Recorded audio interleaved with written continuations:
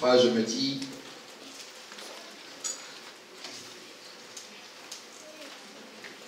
dans certaines églises, tous les dimanches, c'est des dizaines et des dizaines de personnes qui se prononçaient. Moi, une âme, 2 âmes se donnent, je suis comme fou. Amen. Mais comment eux, ils gèrent ça? Mon cœur est dans la joie. Amen. Mon cœur est dans la joie. Mon cœur est vraiment dans la joie. Amen. Pour vous, mais aussi pour nos soeurs. Un engagement qu'ils ont pris de marcher avec Dieu. Un engagement qui vient d'abord de Dieu lui-même. Et que Dieu lui-même va continuer. Amen. Ce matin, nous voulons poursuivre et conclure notre enseignement sur le thème de revêtir les habits de fête. Alléluia. La semaine dernière, nous avons vu les signes qui accompagnent ceux qui disent, ou ceux qui attestent, qui sont revêtus de Jésus. Nous avons vu 12 signes. Et j'avais dit à chacun d'aller s'évaluer. Si quelqu'un a 12 sur 12, qu'il vienne me voir.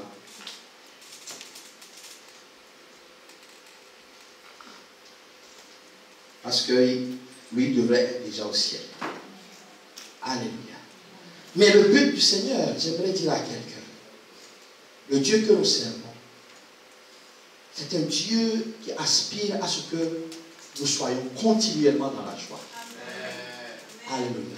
Ce n'est pas un Dieu qui inflige des souffrances, puisqu'il est capable de te dire que même dans la souffrance, d'être joyeux. Alléluia. Revêtir des habits de fête. Nous avons lu la semaine dernière Matthieu. Matthieu combien? 22. Versets 1 à 12. C'est Dieu, notre Père, qui a organisé une fête de mariage pour son Fils. Comme ça va arriver. Le jour où Jésus-Christ va revenir pour enlever l'Église. Ça veut dire que quand il a organisé cette fête, les gens qui étaient élus avaient refusé. Et il a ouvert les portes à tous. Les voyous, les méchants, les menteurs, les corrompus. Tous ont reçu l'invitation pour venir. L'invitation de la croix de Jésus. Celui qui croit est sauvé. Et la Bible nous dit que la salle fut comble. Mais il y eut un homme. Parce que Dieu passera pour évaluer chacun.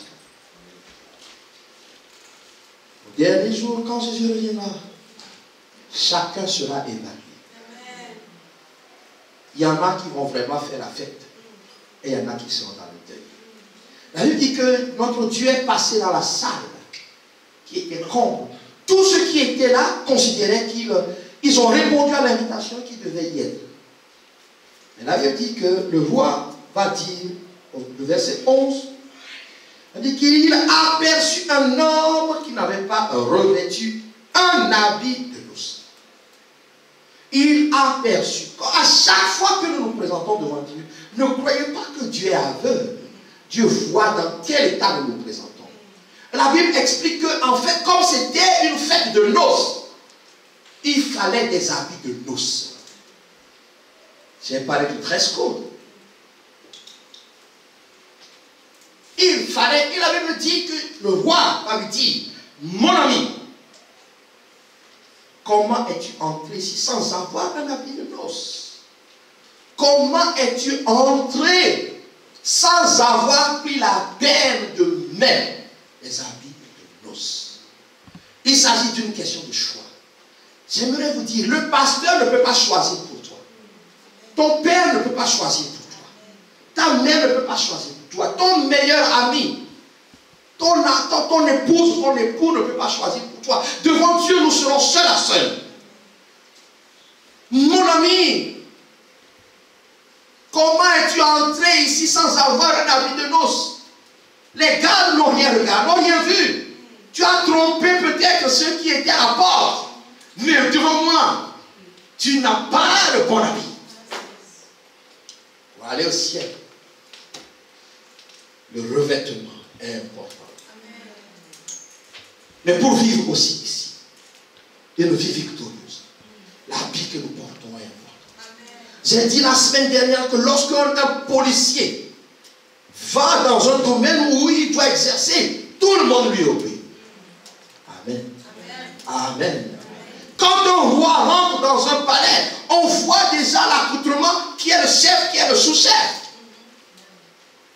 Devant Dieu, notre revêtement sera important. Cet homme n'a pas pu se défendre comme tu ne pourras pas te défendre. C'est maintenant. Jésus est prêt pour te défendre maintenant.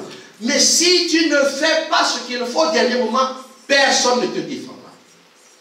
Et comme je l'ai dit au premier culte, ce n'est pas une négociation. Comme j'ai entendu un pasteur le dire, il n'y a pas de négociation.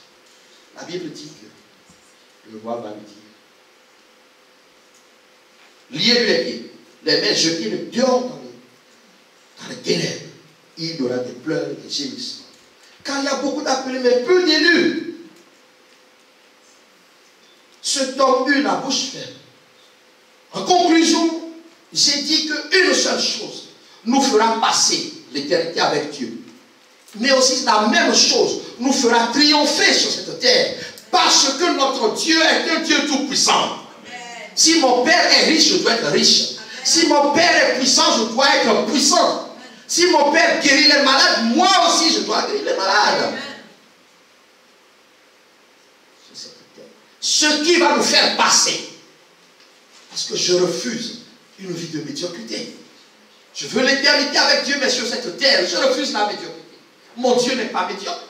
La Bible dit que quand il a tout créé, il a dit que tout était bon. Quand il est arrivé à l'homme, très bon. Quand on regarde à ta vie, est-ce que tout est bon? Est-ce que tout est très bon? Ne sois pas religieux. Il y a des choses qui doivent changer. Amen. Il y a des choses que Dieu veut faire autrement. Mais c'est ton choix. Parce que Dieu lui est prêt. La condition, c'est la Bible va nous donner la clé, nous l'avons lu, Romains 13, 14. Revêtez-vous du Seigneur. Revêtez-vous du Seigneur Jésus-Christ. Et n'ayez pas soin de la chair pour en satisfaire les convoitises. Revêtir les habits de fête, c'est revêtir Jésus de la tête jusqu'aux pieds.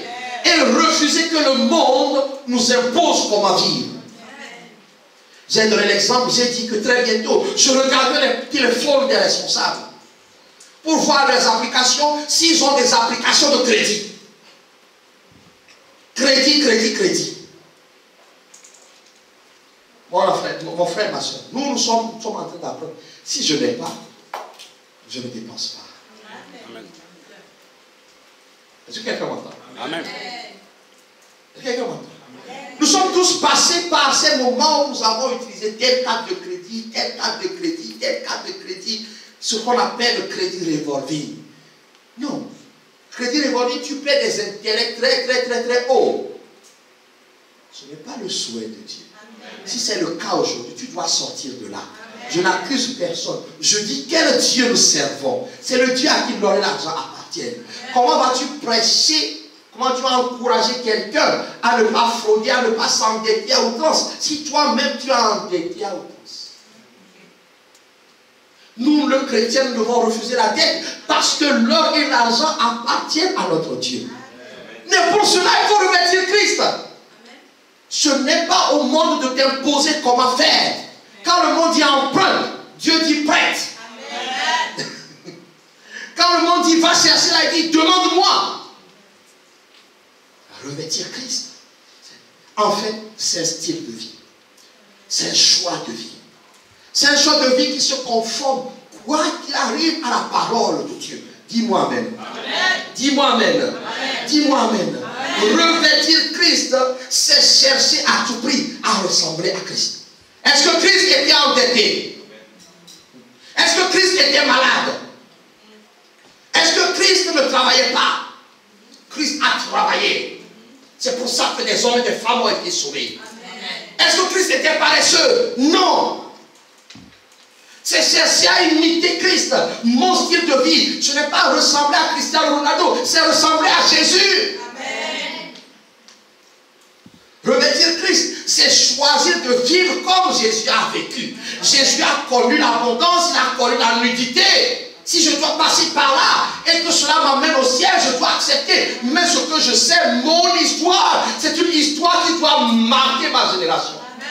Amen. Alléluia. Je disais, Seigneur, je ne te demandais pas. Oui, tu m'as... C'est vrai. Il m'a dit, oui, tu ne m'as pas demandé. Mais maintenant, je demande. Je dois marquer ma génération. On doit dire qu'il y a un pasteur qui est ici. Il n'a pas arrêté de prêcher la bonne nouvelle. Les vieux ont été changés. Les malades ont été guéris. Il faut qu'on dise qu'il y a un pasteur ici. Dieu l'a utilisé. Dieu le corrigeait parce que Dieu corrige ses pasteurs. Dieu les punit. Dieu les... il les réprimande. Tout ça fait partie du témoignage. Mais au final, c'est qu'on doit voir Jésus. C'est ton choix. Quel est ton choix? La vie d'échec, ça ce n'est pas Jésus. Nous avons vu les 12 signes. Mais aujourd'hui, je vais te dire clairement, c'est ton choix. Décide de revêtir. Parce que le verset dit revêtez. Revêtez. Revêtez. Prends la décision. Prends la décision de vivre comme Christ. Prends la décision de lui ressembler, de l'imiter. Il faut imiter Jésus. Il y a un verset, on a lu 1 Thessaloniciens 1 verset 6 dit, vous-même, vous avez été mes imitateurs. Paul dit, mes imitateurs, mais et ceux du Seigneur. Le modèle ultime, mon frère, ma soeur, c'est Jésus-Christ. C'est Jésus-Christ. Et imiter Jésus-Christ, faire comme Jésus-Christ, en fait, c'est exécuter totalement la parole de Dieu. C'est vivre en conformité avec la parole de Dieu. Pas avec les livres. Je l'ai dit, je lis. Je lis les livres, écoute, qui donnent des outils. Donnent des outils. Mais au final, la Bible, une, indivisible, unique, exclusive, c'est celle-là qui te donne comment ressembler à Jésus. Revêtir Christ, c'est épouser la parole de Dieu. C'est marcher en conformité avec Christ, la parole de Dieu. Voilà pourquoi je crois à 2 ou 3 mois, notre thème prophétique, c'était engager une relation durable avec la parole de Dieu. Mon frère, l'école ne va pas te montrer comment Jésus a vécu. La théologie ne va pas te montrer comment Jésus a vécu. Les livres ne vont te montrer. Ils te donneront des bouts. Mais celui qui lit, qui étudie, qui médite, tu sais comment Jésus a vécu. Et quand tu vois comment il a vécu, il a terminé sa course très haut. Dieu l'a souverainement élevé. Et il lui a donné le nom qui est au-dessus de tout. Moi, j'ai décidé d'imiter Christ. Si je suis en bas aujourd'hui, Dieu a souverainement élevé mon Jésus. Si ce Jésus est moi, je serai élevé. Ah, je te chante. Est-ce que tu veux être? Non. Il faut que les hommes et les femmes affluent ici. Amen. Pour entendre que Jésus-Christ sauve. L'élévation dont je parle, ce n'est pas seulement l'argent. C'est qu'on compte le nombre d'âmes à qui tu as prêché l'évangile et qui ont reçu Jésus. Dans ton domaine, tu dois être excellent. Pas médiocre. Pas médiocre. Pas médiocre. Pas paresseux. D'ailleurs, je vais m'adresser aux étudiants et aux élèves. J'instaure une bourse pour l'année scolaire qui arrive. La récompense. La récompense, elle est comment? Tout enfant qui a 16 de moyenne, 300 €. 300 €, 16 de moyenne. Toute personne qui a 14, tu tombes à 100 €. Toute personne qui a 10 de moyenne, 10, entre 10 et 11,99, tu as 20 €. Choisis. Tu choisis quoi? Tu choisis quoi? 300, 100 et 20 €. Toi-même, tu fais. Et si ça m'énerve, si je vois que les comportements sont des comportements vers la médiocrité, je mets 300 € et je dis tout le reste est 0 €. Dieu n'est pas médiocre. Jésus-Christ n'est pas médiocre. Celui qui revêt Jésus-Christ doit travailler. Alléluia. Tu dois ressembler à Jésus-Christ. Tu dois être. On considérait qu'il était dernier, mais au final, il a terminé. Oh, l'année était difficile. Oh, c'est fini, ça c'est l'année passée. Amen. Alléluia. Revêtir Christ, c'est imiter Jésus. Donc j'aimerais voir rapidement quelques aspects du style de vie de Jésus. Parce que les gens disent, non, le style de vie, ce n'est pas ce que Arte te dit. Hein. Tu regardes Arte, qui fait des émissions sur Jésus. Ou la 5. C'est la 5 ou c'est AT? C'est la 5. Voilà. Nous aimons tous, tout le monde. Et puis tu t'énerves. Tu dis ça, c'est pas la Bible, ça. Oh, mais ils n'ont pas bien vu. Mais ils ne sont pas éclairés, c'est des historiens. C'est des scientifiques. Dieu est plus que la science. Amen. Alors, quels sont les éléments du style de vie de Jésus que je veux partager avec toi? Premièrement, Jésus-Christ avait une vie de prière et de communion avec son Dieu. Une vie de prière et de communion avec son Dieu. Très forte. À chaque fois que tu prépares un message, Dieu te dit, prêche-toi d'abord toi-même. Et j'ai découvert que non, ma vie, mon style là, je suis trop loin. Jésus priait tout le temps. Quelques versets nous disent, Matthieu 14, 23, il monta sur la montagne pour prier à l'écart. Et comme le soir était venu, il était seul. Mon défi, c'est de retourner à faire des veillées avec Dieu. Seul, la vie de prière. La vie de prière. Luc 6, 12. Il se rendait sur la montagne pour prier. Et il passait toute la nuit à prier Dieu. La vie de prière doit être notre style de vie. Voilà pourquoi la Bible nous dit 1 Timothée 2, verset 8. Je veux donc que les hommes prient en tout lieu en élevant des mains pures, sans colère ni mauvaise pensée. La vie de prière. Et cette vie de prière est une vie qui s'accompagne d'une vie de méditation. Parce qu'il parlait à son Père. Il écoutait son Père. C'est pour ça que Josué 1,8 dit que ce livre de la loi ne s'éloigne point de ta bouche. Médite le jour et nuit. Personne ne peut connaître Jésus s'il ne lit pas la Bible, s'il ne prie pas. Donc, premier élément du style de vie de Jésus, c'est la vie de prière. Amen. Il priait beaucoup, et même pour choisir. Les disciples, les apôtres, c'est après la prière. Amen. Je dis, Seigneur, aide-moi. Je ne veux pas choisir sur l'apparence. Il dit, va prier. Prie. Prions. Prions. Cette église doit être une église de prière. Pourquoi j'ai dit, on ne va pas s'arrêter. On ne doit pas y rester 4 mois. Au moins 3 mois, on va être consacré à la prière. Nous devons prier, prie individuellement, prie collectivement. Jésus priait. Amen. Deuxième élément du style de vie de Jésus, c'est une vie de sacrifice. Il n'a pas regardé l'égalité qu'il avait pour son Père. Il est venu s'être dépouillé. Il s'est offert. La croix était un calvaire. Vous connaissez l'expression? La croix du calvaire. La croix de la souffrance. La souffrance. Aujourd'hui, on vous dit que tout doit être facile. Vous n'avez pas d'effort à faire pour aller à l'église. Il suffit d'appuyer sur un bouton, l'église vient à vous. YouTube, Facebook. Mais ceux qui projettent sur YouTube et Facebook, eux ils sont à l'église. Vous, mon Dieu. Toi tu regardes du coup le cinéma. J'ai pas de ne pas faire. Et ça ne te coûte rien. Déplace-toi un peu. Quand on va distribuer des flyers, bouge. Vie de sacrifice. Que personne ne vous... On n'a rien sans rien. Amen. Oh, le salut, oui, le salut est gratuit. La parole de Dieu est gratuite. Mais le micro là, c'est quelqu'un qui a payé la dîme, on a acheté le micro. Amen. Non? Amen. Les caméras là, c'est quelqu'un qui a payé la dîme, on a acheté la caméra. Amen. Ça lui a coûté quelque chose. Amen. La vie de sacrifice. La vie de sacrifice. La Bible dit au Ésaïe 55, 4, ce sont nos souffrances qu'il a portées.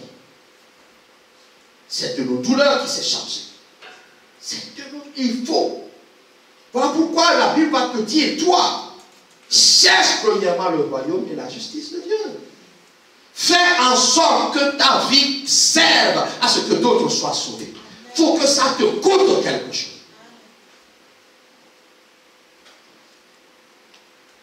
David dira, je n'offrirai à Dieu rien qui ne me coûte. Qu'est-ce que ta marche te coûte aujourd'hui? Ne me dis pas que je viens à l'église le dimanche. Ça me coûte. Mais il y a des temps de prière pour les autres. Comme je l'ai dit, tu diminues un peu Netflix. Oh, moi, je regarde Netflix et mes enfants te disent, parfois je laisse spoil. Quand je commence une série, ils te disent, ça suffit comme ça, laisse. Il faut que ça te coûte quelque chose. Ça doit te coûter ton temps.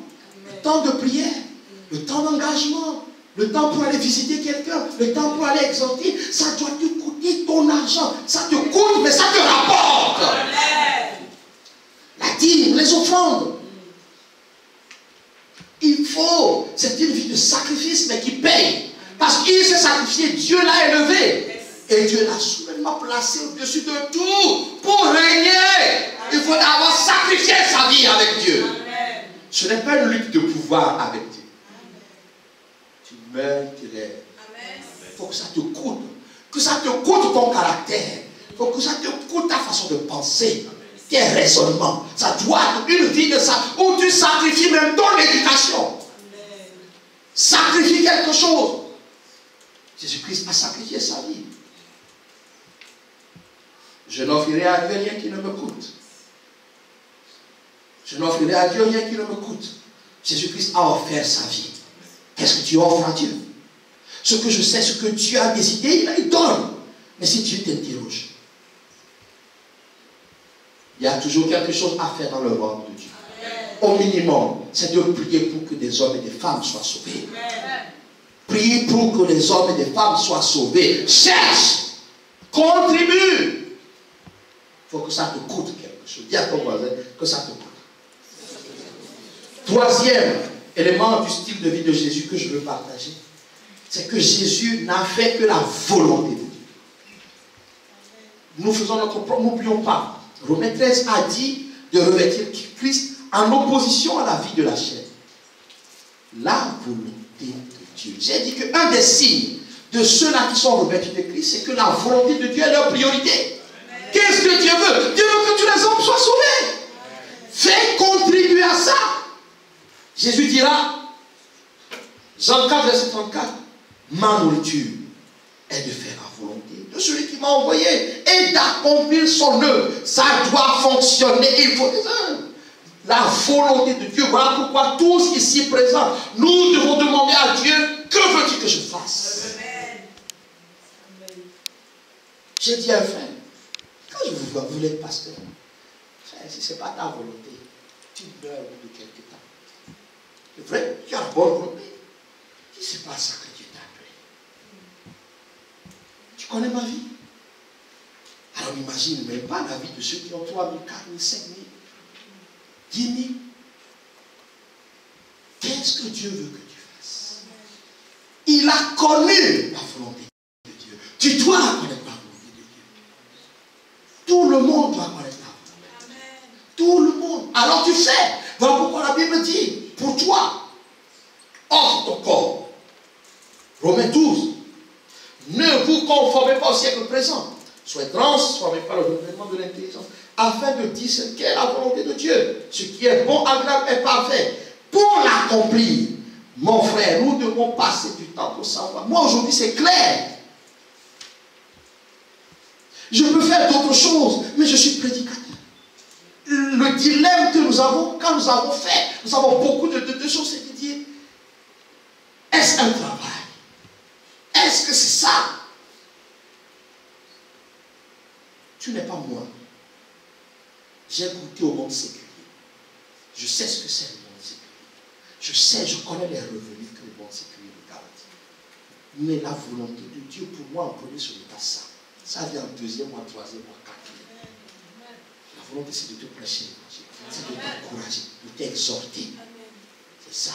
Mais toi, quelle est la volonté de Dieu? Tu dois chercher. Si tu ne cherches pas, tu ne sauras pas. Et tu passeras à côté. Jésus dit, voici les questions de moi. Je suis venu au Dieu pour faire ta volonté. C'est un cri. Tu dois dire, je suis venu au Dieu pour faire ta volonté. Papa, je veux faire ta volonté. Je veux faire ta volonté. Il a dit, d'accord. Voici ma volonté. Il te répondra. Il te répondra. Je dis, il te répondra. Ok, les prophéties, tu ne veux pas. Parce que tu penses que, ok, d'accord. Les paroles de connaissance, ok. Les prédications, ok. Va devant Dieu alors. Il te dira. Dis face à face. Face to face. Jésus est venu faire sa volonté. Voilà pourquoi Dieu exige. Celui qui est revêtu de Christ cherche à faire la volonté de Dieu. La volonté de Dieu. Pour ton mariage. La volonté de Dieu. Pour ton mariage. Pour tes études, les enfants. Demandez à Dieu. Dans quel domaine vous devez exceller. Demandez. Demandez. Ne perdez pas. Demandez. Il faut demander. Que veux-tu que je fasse? Que veux-tu que je fasse? Demande, demande, demande. Déclenche un jeûne, même une journée. Seigneur, je veux connaître ta volonté pour moi dans ce pays. Qu'est-ce que tu veux que je fasse? Si vous faites ça, vous n'allez pas galérer comme nous avons galéré. Nous avons tâtonné. Tâtonner, tâtonner, tâtonner. Je dis à quelqu'un, tu peux ne pas tâtonner comme nous. Tu peux savoir clairement. Même où tu dois vivre. Même où, même où, même où, même où. Je disais tout à l'heure que je voulais attraper mon fils. Je dis, laisse. C'est mon enfant. Je me suis soumis. Je sais que c'est Dieu qui s'en occupe. La volonté de Dieu. Moi, je dois éduquer mes enfants, mais lui, il les transforme. Qu'est-ce que Dieu veut pour toi? Demande, demande, demande. Pourquoi Jésus passait du temps dans la prière? Ce n'est pas juste pour dire, non, il demandait, Seigneur, dans cette situation, j'ai pris leur humanité. Parce qu'il ne faut pas croire que Jésus a dû apprendre les choses, l'obéissance. Pas les choses qu'il a souffert. Dieu, parce qu'il était roi, il était Dieu. Il a pris ta condition, il a appris l'obéissance. Parce qu'il passait du temps avec Dieu pour dire, qu'est-ce que tu veux que je fasse? Il est temps. Aujourd'hui c'est clair. Je dois prêcher ce message. Celui qui croit en ce que je suis en train d'annoncer là, il verra la gloire de Dieu. Et ce que Dieu veut, c'est que tous les hommes soient sauvés. C'est le cœur, le centre du réacteur de Béthania. Personne ne m'amènera ni à gauche ni à droite. Lorsque je vais prêcher sur la prospérité, la réussite, c'est dans le royaume de Dieu. Le principe qui donne la prospérité, c'est de faire la volonté de Dieu. Cherche le royaume et la justice de Dieu. Tout le reste te sera donné. Quand c'est tout le reste, c'est tout le reste. Donc, la volonté, Jésus n'a pas dit. Quatrième trait de caractère du style de vie de Jésus, c'est qu'il a manifesté l'amour. L'amour. L'amour, d'abord l'amour de Dieu et l'amour des autres. Le 10, verset 27 dit, Jésus va lui répondre, tu aimeras le Seigneur ton Dieu de tout ton cœur, de toute ton âme, et tu aimeras ton prochain. Éphésiens 5, 2 dit, marchez dans l'amour, à l'exemple de Christ. Marchez dans l'amour, à l'exemple de Christ, qui nous a aimés et s'est livré lui-même à Dieu pour nous comme une offrande, un sacrifice de bonne odeur. Marchez dans l'amour de Dieu, servir et aimer les autres. J'ai dit ce matin, 1 Corinthiens 13 doit être appliqué maintenant dans cette église. L'amour qui pardonne tout, l'amour qui croit tout, l'amour qui ne soupçonne pas le mal, l'amour qui espère tout. Je ne veux plus des problèmes qui perdurent entre vous, parce que ce n'est pas ce que Dieu veut. Quelqu'un t'a-t-il blessé, applique la parole, dis appelle la personne, tu m'as fait, réglez. Si vous n'y arrivez pas, allez prendre d'autres personnes. Et après, vous venez me voir. Ça commence dans les maisons. C'est ça l'amour qui pardonne tout. L'amour qui pardonne tout. Dieu ne nous a-t-il pas pardonné? Or, dans l'église, nous gardons rancune. Ça ne doit plus arriver. Si tu aimes les autres, tu dois chercher le meilleur pour eux. Amen. Alléluia. Voilà pourquoi le verset Jacques 2, verset 8 dit, si vous accomplissez la loi royale, selon l'Écriture, tu aimeras ton prochain. C'est la loi royale. J'aime cette révélation. C'est la loi royale. C'est marqué là. La loi royale, selon l'Écriture, tu aimeras ton prochain. C'est la loi qui nous établit dans le règne. C'est la loi qui nous établit comme des ambassadeurs. C'est la loi qui nous établit comme des personnes dignes de confiance. Dignes de confiance, c'est-à-dire que ton pire ennemi, tu es capable de l'aimer. Parce que Dieu veut que ton pire ennemi soit sauvé. Dieu veut que ton pire ennemi soit sauvé. Si tu es capable de prier pour toi, c'est la loi royale. Je dis à quelqu'un, c'est la loi royale. C'est la loi de l'élévation. Aime ton prochain comme toi-même. Ce qui n'est pas bon pour toi ne peut pas être bon pour lui. Tu n'aimes pas les insultes, n'insulte pas. Est-ce que quelqu'un est avec moi? Est-ce que quelqu'un est avec moi? Tu n'aimes pas la médisance, ne médis pas. Tu n'aimes pas qu'on parle de toi, ne parle pas des autres. Quand on viendra m'accuser devant toi, tu me défendras. Et moi aussi, je te défendrai. S'il y a quelque chose, on réglera entre nous. Ça s'appelle la fidélité envers les uns, envers les autres. Ça ne veut pas dire que je cautionne le péché, mais je refuse qu'un païen vienne juger cette église. Quelqu'un m'entend? Aime ton église. Aime ton frère. C'est la loi royale. Je prie que Dieu t'ouvre l'intelligence, que tu comprennes ce qui est caché dans l'idée de la loi royale. C'est la loi qui t'aide dans la royauté de Dieu. Et un roi règne. Un roi règne. Je peux poursuivre. L'autre caractère de Jésus-Christ, c'est que les œuvres l'ont accompagné. Montre-moi ta foi. Moi, je te montrerai ma foi avec les œuvres. Que fais-tu pour Dieu? Quelles sont les œuvres? La Bible dit qu'il est revêtu d'un vêtement blanc. Et ce vêtement symbolisait les œuvres des justes. Jésus regarde et dit, Carole, je cherche les œuvres de Carole. Je cherche les œuvres d'Élisée. Je cherche les œuvres de Bruno. Quelles sont les œuvres qui t'accompagnent? Qu'est-ce que tu fais qui a marqué ta génération? Qu'est-ce que tu fais pour le royaume de Dieu? Et ce que j'aime, je veux tourner les choses. Jésus-Christ, la Bible dit que Jésus-Christ est venu détruire les œuvres du diable. 1 Jean 3, 8. D'accord? Donc celui qui a revêtu de Jésus-Christ doit détruire aussi les œuvres du diable. Amen. Quand le diable crie division, toi tu cries quoi? Quand le diable crie méchanceté, toi tu cries quoi? Quand le diable crie vengeance, toi tu cries quoi? Je ne parle pas encore d'imposer les mains malades. Je dis juste ça. Manifester. Quand le diable dit rancune, tu dis paix. Quand le diable crie mensonge, tu dis vérité. Nous devons détruire les œuvres du diable.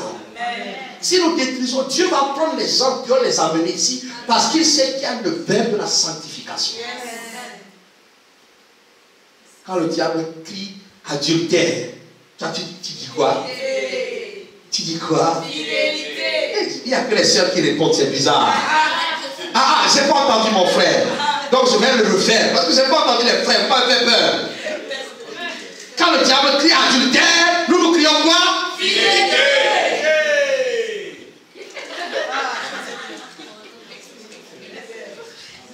Quand le diable crie endettement, toi tu dis quoi?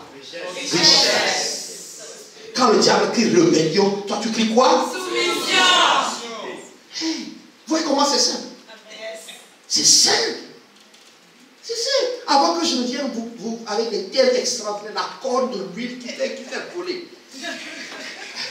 Je peux venir vous prêcher ces termes-là. Je dis que j'aille comme vous, YouTube. C'est dans termes extraordinaires. Je vais venir vous. Mais ça n'amène pas au ciel.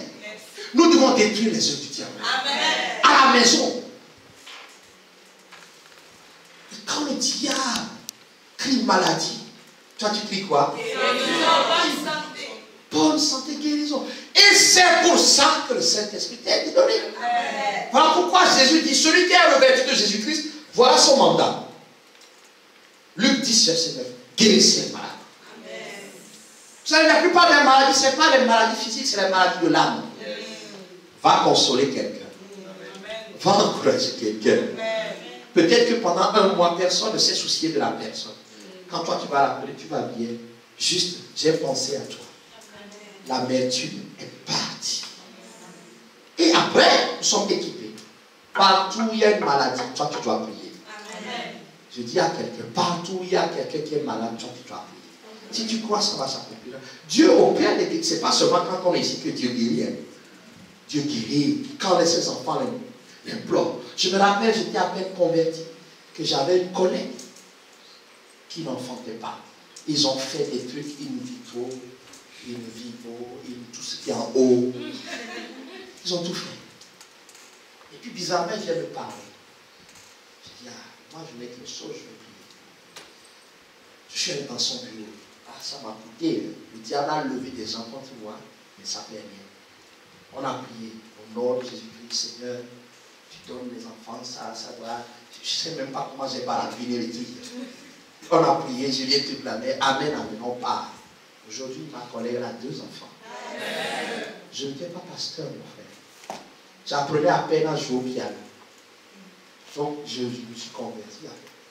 Donc, si toi, tu es revêtu de Christ, tu pries. Il n'y a pas besoin d'être pasteur, apôtre, évangéliste, tout ce qui est en liste, tout ce qui est les ministères. Si je ne suis pas prophète, je ne peux pas prier. Ça, c'est des mensonges. Tu as reçu le mandat. Vous voyez la sœur, là, quand elle va prier pour les malades. Amen.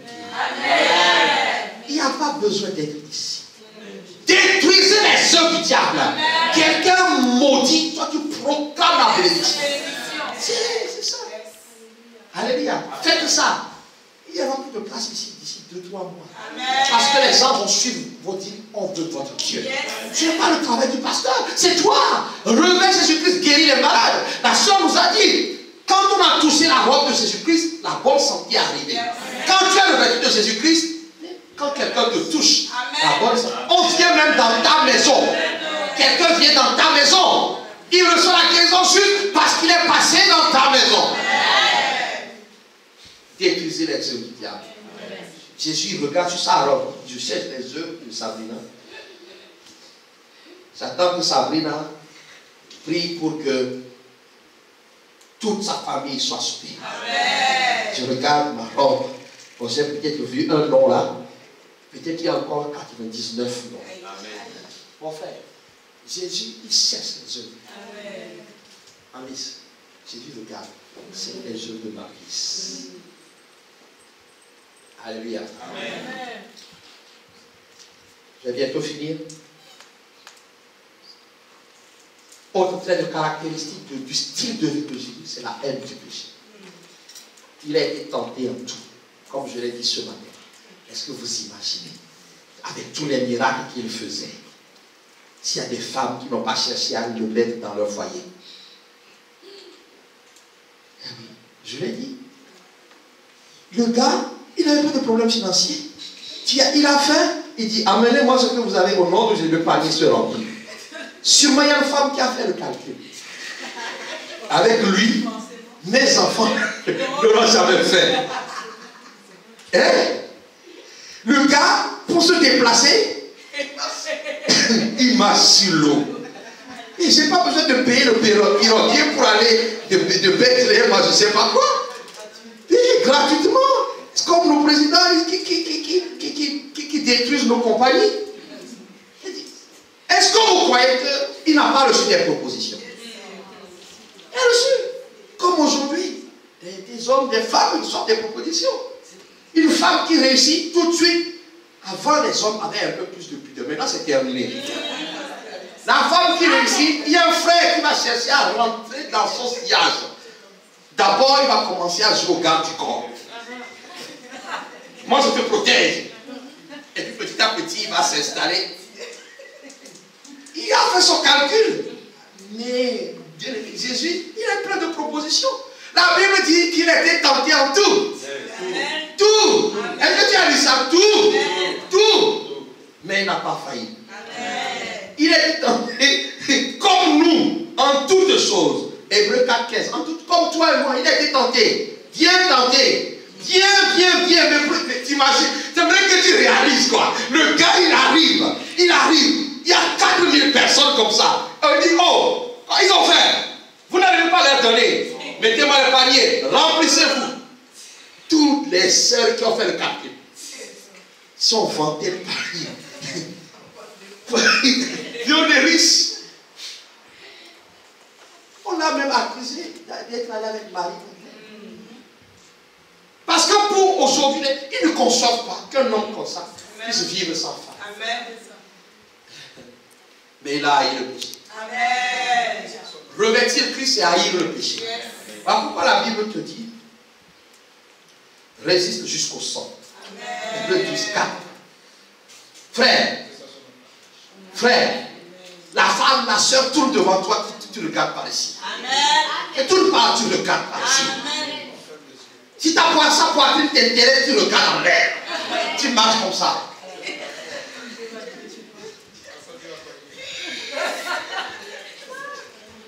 Si c'est l'argent, ça te brûle, tu aimes bien plonger ta main là où il y a l'argent des autres. Dès que tu vois l'argent, tu coupes. Tu te retournes par là. Tu lui si tu dis, enferme-toi. Ne sors pas, dis chérie, enferme-moi dans la chambre et jette la clé. Mais c'est la vérité. Lutte jusqu'au sang. Gifle-toi. Quand ton cœur serait, tu te gifles. Come on. Reviens sur cette terre. Vous savez, et nous avons le Saint-Esprit pour nous aider. Si gifle, frappe ta bouche. Ta bouche là qui calomnie. Frappe-la. Tais-toi au nom de Jésus. Il faut haïr le péché. Il faut lutter jusqu'au sang. Lutte. La Bible n'a jamais dit que le nom du péché n'a pas lutte. Si tu pèches, répands-toi. Tu parles au péché, je ne veux plus de toi dans ma vie. Jésus a haï le péché. Tu dois haïr le péché. Tu dois haïr toute forme de péché. Ça, c'est le style de vie de Jésus. Alléluia. On arrive à la fin. Merci, ma soeur. J'ai encouragé. Il avait un cœur de Dieu et pour Dieu, avec des sentiments de Dieu. Jésus-Christ a montré quelque chose. Que toute personne qui est revêtue de Christ doit avoir les sentiments de Jésus. Il n'a pas regardé sa position. Beaucoup nous regardons pour notre position. Comme je l'ai dit la semaine dernière. Moi je suis le Père, donc tout le monde doit ramper devant moi. Moi je suis le pasteur, donc tout le monde doit ramper. Non, pas ça. La Bible dit de voir l'autre comme supérieur à toi. Dans ma fonction, ne viens pas m'enquiquiner. Mais en tant qu'enfant de Dieu, je vais accepter que Frédéric me soit au-dessus. Parce que plus je me rabaisse, plus Dieu me lève. Et tu vois la gymnastique. Il n'y a pas de compétition. Il n'y a pas de compétition. Il n'y a pas de compétition. Il n'y a pas de compétition. Pas de compétition.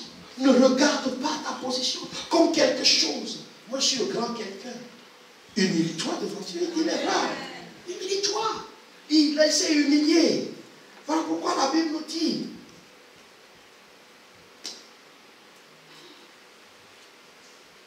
Nous aussi, d'avoir les sentiments d'humilité, de bonté, de soumission à Jésus-Christ. Jésus-Christ s'est soumis au Père. Jésus-Christ s'est soumis. Jésus-Christ s'est soumis. Il n'a pas renversé les autorités qui étaient établies à Jérusalem. Une des clés, je ne l'ai pas mis ici, c'est de se soumettre aux autorités. Amen. Toute autorité. Même Macron. N'insulte pas Macron. Amen. Ah, tu as beaucoup insulté Macron. C'est une autorité. Oui, tu as beaucoup insulté Macron. C'est une autorité. Tu peux dire, je ne suis pas d'accord avec lui. Mais ne l'insulte pas. C'est une autorité. Comme ici. Si je mets là devant toi, tu te soumets. Amen. C'est que ça. Jésus-Christ, le grand Dieu, il s'est soumis. Il n'est pas allé renverser le Sanhédrin et tout ça. Toi, tu veux le renverser. Non, si tu as Christ, soumets-toi. Et les sentiments de bonté, de miséricorde. Dernier point.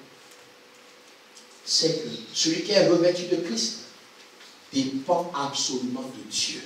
Amen. Ce n'est plus le moment de dépendre de soi. Je vous parle, mais je me parle à moi-même. La Bible dira que Jésus-Christ va dire dans Luc 4, l'Esprit du Seigneur est sur moi. Et tant que l'Esprit du Seigneur n'était pas venu, il n'avait rien fait. Il dépendait de Dieu. Dieu lui a dit, voilà, je t'envoie ton Esprit. Donc l'Église, telle que nous sommes, nous devons dépendre du Saint-Esprit. Voilà pourquoi Jésus va dire dans Luc 24, attendez, je vous enverrai ce que mon Père a promis. Celui qui est revêtu de Christ ne peut pas vivre de lui-même. Ça s'appelle péché. Il faut dépendre de Dieu. Quand il dit lève-toi, tu te lèves. Quand il dit couche-toi, tu te couches. Jésus va dire dans Jean 16, verset 13, le Saint-Esprit, c'est l'Esprit de vérité. Il nous conduira. Nous devons être conduits, pas par ta propre sagesse. Le Saint-Esprit s'appelle esprit d'intelligence, de sagesse, de conseil et de force, de connaissance. et de la crainte de Dieu. Pour le choix de ton mari, laisse le Saint-Esprit te conduire. Parce que c'est une œuvre, le mariage. Alléluia. C'est une œuvre, ma fille. C'est une œuvre, c'est un travail. Laisse le Saint-Esprit te choisir le gars. D'abord, il passera par mon filtre. Et puis après, on regardera. Ah, ma fille le sait. Il faut que Dieu m'atteste que le gars là qui m'a là. Mon fils aussi le sait. Dieu doit nous conduire. Dieu, le temps où tu t'es conduit toi-même, arrête. La conséquence de tout ça, je vais te le dire. La conséquence de tout ça se retrouve dans Philippiens 2. Aussi, Dieu l'a souverainement élevé. L'élévation, c'est la conséquence du revêtement de Jésus. Et si tu es élevé, c'est que tu domines, c'est que tu règnes, c'est que tu prospères. Tu ne me dis pas bien amen. Amen. Moi, je sais ce que je suis en train de libérer. Celui qui dit amen, ça va s'accomplir. Si tu crois. Amen. L'élévation. Le temps où tu veux rester caché, tu veux rester parmi les comment on appelle ça? Les pauvres. Voilà. Tu veux rester. Si c'est ça ton désir, tu t'ai dit que tu t'es trompé d'endroit. Christ a été élevé. La conséquence de sa vie, c'est Dieu l'a élevé. Alors nous mettons au défi la parole de Dieu. Si nous appliquons, nous cherchons à ressembler à Christ, on va voir si Dieu va nous élever. Voilà pourquoi j'ai donné rendez-vous à certains dans un an. Alors, si ta vie n'a pas changé, c'est que tu as juste entendu, tu n'as pas écouté. Revêt-toi de Jésus. Là, nous allons nous lever. Non, ne vous levez pas, s'il vous plaît. Je vais faire un appel. L'appel, c'est est-ce que quelqu'un veut se revêtir de Jésus? Celui qui veut, il se lève. Celui qui ne veut pas, il reste assis. La conséquence ultime, c'est le revêtement. L'élévation. Parce que quand tu es revêtu de Christ, tu marches comme lui. Je veux marcher comme toi. Nous allons faire cette prière. Pendant que tu chantes cette prière. Je veux marcher comme